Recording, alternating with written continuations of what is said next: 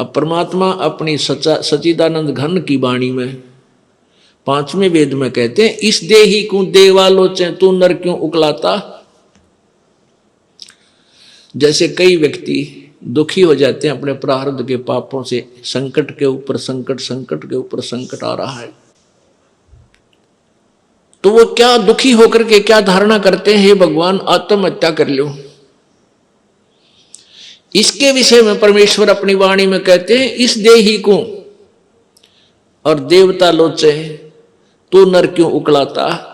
इस मनुष्य शरीर को तो देवता भी तरस रहे हैं जो तुझे प्राप्त हुआ है, और तू इससे क्यों उकलाता है, यानी इससे क्यों छक लिया। अब इससे दुखी होकर तू इसको नाश करने जा रहा है, इससे अच्छा कोई संत तलाश कर, भक्ति कर, पूर्ण संत की खोज कर। अब यहां इन जालिमों ने क्या जुल्म कर रखा है, ये नकली संतों ने, ये असली संत तक जाने नहीं देते। जगह जगह इन ठगों ने अपनी दुकानें खोल ली, ना इनको कह का पता, ना भगवान का पता, ना भक्ति का ज्ञान, और लंबे चौड़े आश्रम बना लिए और ऐसी मार्मिक बातें लिख दी। सचखंड की सड़क, वो तरह का जो सचखंड, सतलोक की सड़क माने सीधा रास्ता, पक्की, जिसमें कोई बाधा ना हो। तो श्रद्धालु तो फिर जाएगा भाई, जिसको रोग है, जिसको चाह है परमात्मा की, वहां जा फंसे नकलियां के पास। पूर्ण मोक्ष मार्ग इसी आश्रम में प्राप्त होता है। इस तरह के पता नहीं कितने संत बने हुए हैं। तो ये सबसे बड़ा काल का जाल है, ये नकली संतों का होना। तो कहने का भाव ये है कि देवता भी इस मानव शरीर को तरफ रहे होते हैं कि कभी मानव शरीर मिले, पूर्ण संत खोज करूं और भक्ति करूं। जैसे आप हाथी को देखते हो, हाथी ऐसे सिर मारता चलता है। अब हाथी को नेक्स्ट जीवन, अगला जीवन दिखाई देता है कि इसके बाद मैं के बनूंगा, गधा बनूंगा या कुत्ता बनूंगा या सुअर बनूंगा या मानव बनूंगा। तो सिर मारता चलता है। किस समय सिर मारता है? जब वो पकड़ दिया जाता है, जब वो किसी मनुष्य के काबू आ जाता है, उसके ऊपर बैठ के इतना लंबा छुरा लेकर, अंकुश लेकर बैठ जाता है, उसका सीधा ठोकर जट बकवाद करता है, तो तब वो सिर मारता चलता है। नो खड़ा खड़ा भी सिर मारता रहता है। अब वो ये सोचता है वह बड़ा फंसा, बहुत फंसा मैं, और जय इब का मनुष्य शरीर मिल गया तो पूर्ण संत की, पूर्ण परमात्मा की भक्ति करूंगा। पूर्ण संत की खोज करके और सही भक्ति करके अपना पीछा छुड़वाऊंगा। अब परमात्मा यहां क्या बताना चाहते हैं कि जो कुंजर सिर धुनत है, अगला जन्म सुझंत, इब कहेल नर करत सेव पूरे संत। हाथी मन में सोच रहा होता है कि यदि अब की बार मनुष्य जीवन मुझे मिल गया तो पूरे संत की खोज करूंगा। अब परमात्मा फिर उसके ऊपर एक और कहते हैं कि हाथी अर्थात ये आत्मा मन के संयोग से इतनी ढीठ होगी। हाथी के विषय में कहते हैं कि हाथी तभी तक सिर पटक रहा है, धुन रहा है, जब तक यो बंद में आ गया और मनमानी इसको मस्ती नहीं कर पा रहा। इसलिए ये भगवान याद कर रहा है और ईब छोड़ दे इसने। अब इसको खोल दे यहां से और जंगल की तरफ कर दे। कति भगवान याद ना करे, उड़ा खावा केड़े के पेड़ा नर मार मस्ती फुर फुर नहावर ठाठ करे, नरी को बिद करे, कति सर नहीं धोने ना इसका याद आवा भगवान, हालांकि इसको पता भी है। तो इसलिए परमात्मा कहते हैं भाई, इस परमात्मा के तत्व ज्ञान के बिना ये प्राणी ना तो भक्ति कर सकता और ना ही अपने इस मानव जीवन को ठीक ढंग से जी सकता। इसमें कोरी को बद करेगा। थोड़ा सा कोई राजपद प्राप्त हो गया, कोई बड़ा सा अधिकारी बन गया तो धरती तोलन न हो जा। मंत्री, मुख्यमंत्री, प्रधानमंत्री, राष्ट्रपति बन जाए तो पता ना क्या सोच बैठा है, और भूल जाता उसमें कि तू इंसान भी है, तू जीव भी है। तो ये जो चौंध लावा है, ये काल लगावा है, ये भूल जो डालता है, ये काल लगाता है कि ताकि ये नरे कर्म फोड़ ले अपने और पापों की गठड़ी बांध ले। क्योंकि अच्छी आत्माएं पूर्व जन्म की होती हैं, वो ही कोई उच्च पद, अच्छा धन प्राप्त करती हैं। तो वो अच्छी आत्माओं से नरे पाप करवा कर उनको नीच आत्मा बनवा देगा। और जो दुखी हैं, वह तो पिछले जो गरीब हैं, रोगी कोडी हैं, वो तो पिछले जन्म के पहले ही पाप नरे इकट्ठे कर रखे। तो पुण्यात्माओं, तत्व ज्ञान से हमें ये जानकारी होगी कि पूर्ण संत हमें मिला है, उनसे हम भक्ति लेकर साधना, सत साधना करें और मर्यादा में रहेंगे तो हमारे पाप कर्मों से आने वाले प्रारब्ध के जो कष्ट हैं वो पाप भी कट के हमें सुख होगा।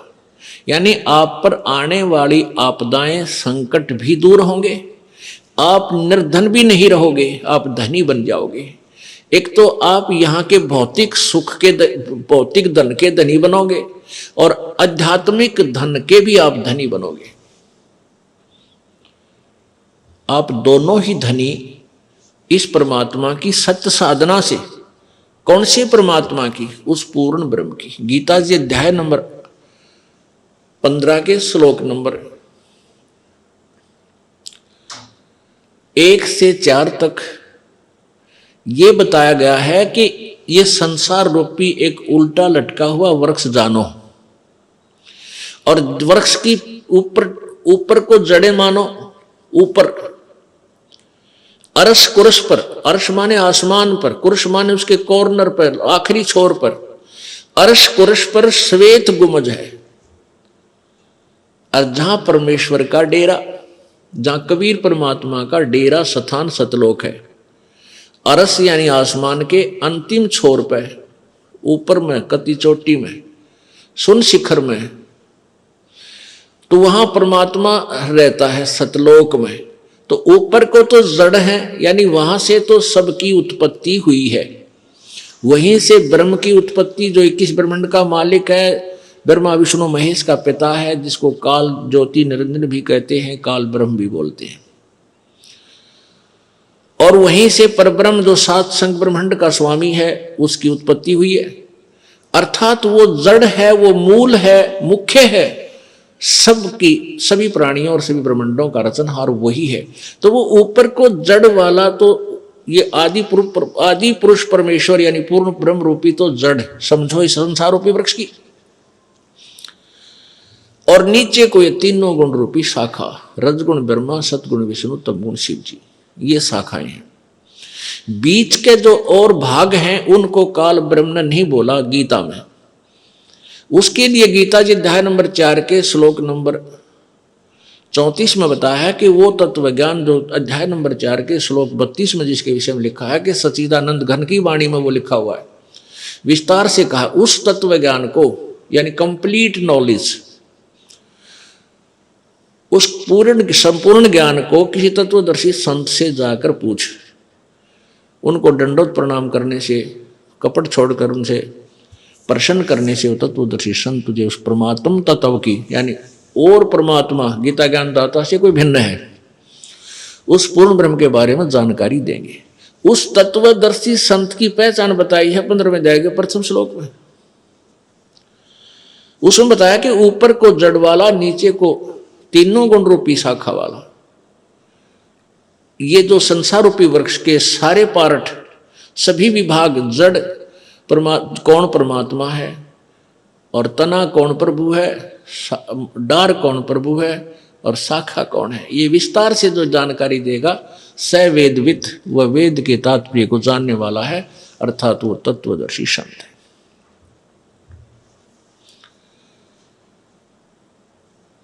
अपुण्यात्माओं, परमेश्वर स्वयं आए थे, आप आरती, आप साजे, आप किंगर, आप बाजे, आप ताल झां जनकारा, आप नचे आप देखण हारा।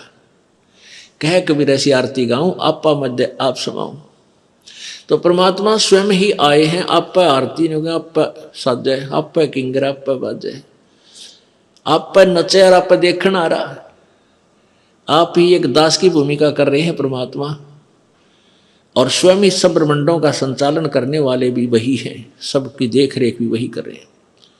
तो उन्होंने स्वयं ही आकर के ये ज्ञान बताया था, तत्व ज्ञान बताया था। उसमें वो क्या ज्ञान बताया था कि अक्षर पुरुष एक पेड़ है, निरंजनवा की डार, और तीनों देवा शाखा है, ये पात रूप संसार। उस परमेश्वर ने ही डिटेल बताई सारी। जड़ तो वो खुद मालिक है ही, उससे अलग बता रहा है कि जैसे पेड़ आपको बाहर नजर आता है पृथ्वी से, तुरंत वो मोटा जो हिस्सा होता है वो तना है। ये संसार रूपी वृक्ष का जो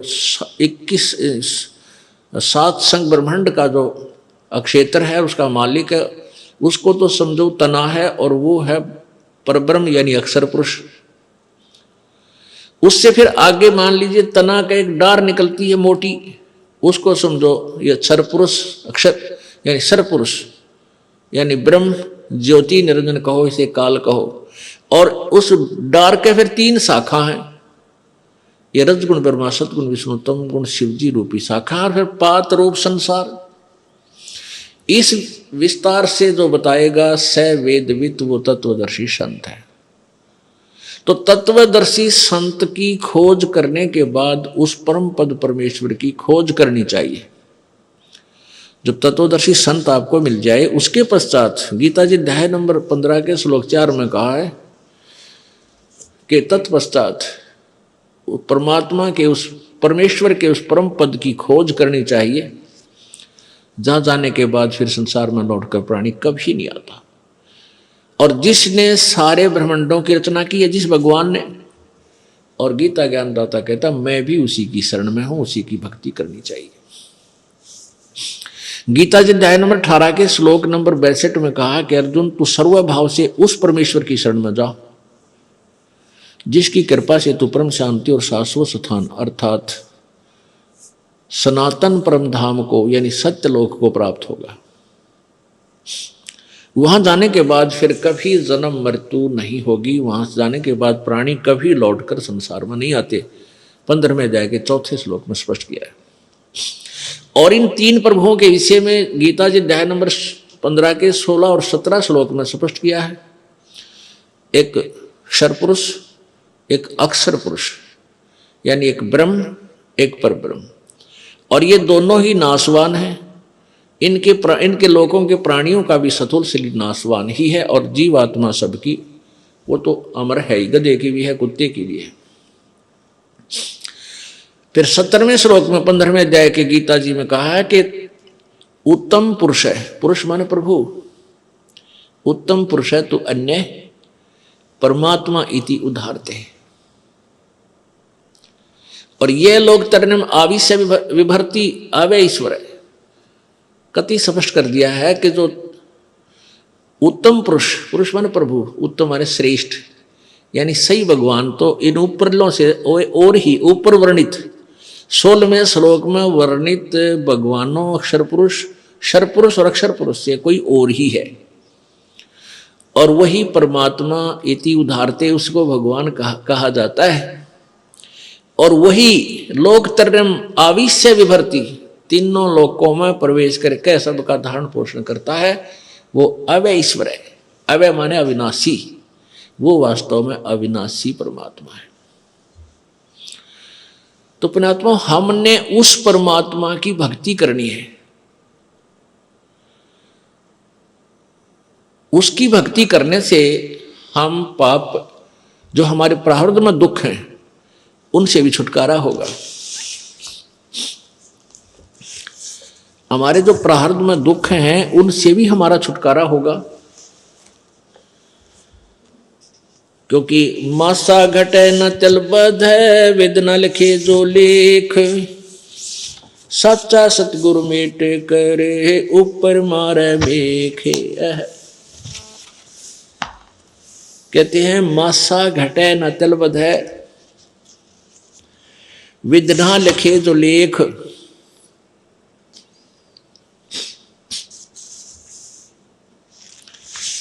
और सच्चा सतगुरु मेट के ऊपर मार दे मेघ। आपके प्रारब्ध में जो भी लिख दिया गया है, आपका जो मनुष्य जीवन आपको प्राप्त है, इसमें जो कुछ भी लिखा गया है इसमें कोई परिवर्तन नहीं हो सकता। मासा घटे न तल बधै, वेदना लिखे जो लेख। जो परमात्मा ने आपके भाग्य में लिख दिया उसमें कोई परिवर्तन नहीं हो सकता। कब तक? जब तक आप पूर्ण परमात्मा की भक्ति नहीं करोगे, परम संत की खोज नहीं करोगे, तब तक आपका प्रारब्ध का दुख, आपका संकट निवारण नहीं हो सकता। तो उसके लिए आपने संत की खोज करनी पड़ेगी, परम संत की। और परम संत हमें मिलेगा तभी हमारा छुटकारा होगा। पुण्यात्माओं, मानुष शरीर दुर्लभ है, मिले न बारंबार, और वही तरवर से पत्ता टूट जाइयो फिर नहीं लागे डार। इस सबसे पहले तो हमने इस मनुष्य जीवन की वैल्यू से, इसकी कीमत से परिचित होना चाहिए। ये कितना अनमोल है, ये कितना बहुमूल्य है। जब हम इसकी कीमत से परिचित होंगे तभी हम भक्ति कर पाएंगे। क्या बताते हैं कि कहता हूं कई जात हूं, कहूं बजा के ढोले, श्वास जो खाली जात है ये 3 लोक का मोले। एक मानव शरीर का जो श्वास है, ये एक श्वास भी कहते 3 लोक के तुल्य। क्योंकि हम 3 लोक, वह हमारे लिए तो बहुत बहुत ज्यादा है। इसलिए परमात्मा ने हमें समझाने के लिए उदाहरण दिया है ये, कि जैसे एक गांव का सरपंच बन जाता है, उसको सैकड़ों हजारों आदमी, सरपंच साहब राम राम, सरपंच साहब नमस्ते, इतनी प्रभुता हो जाती है उस व्यक्ति की, और वो फूला नहीं समाता। और जब वो बन जाए एमएलए, कोई व्यक्ति एमएलए बन जाता है, कुछ क्षेत्र का मुखिया बन जाता है वो, उसको तो फिर न जाने कितने व्यक्ति, कर्मचारी, अधिकारी सारे सलूट मारे, फिर वो फूल जाता है। और एक बन जाए मुख्यमंत्री एक प्रांत का, फिर तो कहना है कि वो तो धरती पर पाए ना टेके। और बन जाओ प्रधानमंत्री एक टुकड़े का, एक देश का, छोटे से का या बड़े का, तो उसके माइंड की सोच है, वो तो 7वें आसमान पर घूमता है। फिर वो अपने आप को जीव नहीं समझता, क्योंकि उसके शब्द में, उसके वचन से ही ना जाने सबके में हिलता नजर आता है उसको। तो परमात्मा कहते हैं अगर पृथ्वी का एक राजा हो तो वो, उसकी कितनी प्रभुता होगी, उसके दिमाग में क्या सोच होगी, और उसकी कितनी वो अपनी वैल्यू समझता है। और ऐसे ऐसे पृथ्वी लोक, स्वर्ग लोक और पाताल लोक, इन तीनों का, तीनों की कीमत आप लगाओ कितनी होगी। और परमात्मा कहते हैं तुम्हारा मनुष्य जीवन का एक श्वास जब भक्ति बिना जाता है, सच्चे साधना बिना जाता है, तो इतनी कीमत है इसे एक श्वास के सिमरण की। अब इस कीमत को, इस मूल्य को केवल आप ही लगा सकोगे, अन्य व्यक्ति नहीं। क्योंकि आप सत्संग में आने से जौहरी बनोगे, लाल की परख करने लगोगे, तब आपको इसकी कीमत का अलग से पहचान होगी, तुरंत महसूस होगी। खास सत्य बात है। तो ऐसे महंगे मोल का एक सांस भी जावे और 3 लोक नहीं पटतरे क्यों धूल मिलावे। पटतरे माने बराबर नहीं। आप नित्यनेम में भी पढ़ते हो, अपने नित्यनेम के अंदर आपको बहुत कुछ विज्ञान है। विज्ञान माने तत्व ज्ञान है, विशेष ज्ञान है। अगर आप ये वीडियो YouTube पर देख रहे हैं तो हमारे चैनल को सब्सक्राइब करें और बेल आइकन को दबाना ना भूलें। अगर आप Facebook पर ये वीडियो देख रहे हैं तो हमारे पेज को लाइक करें।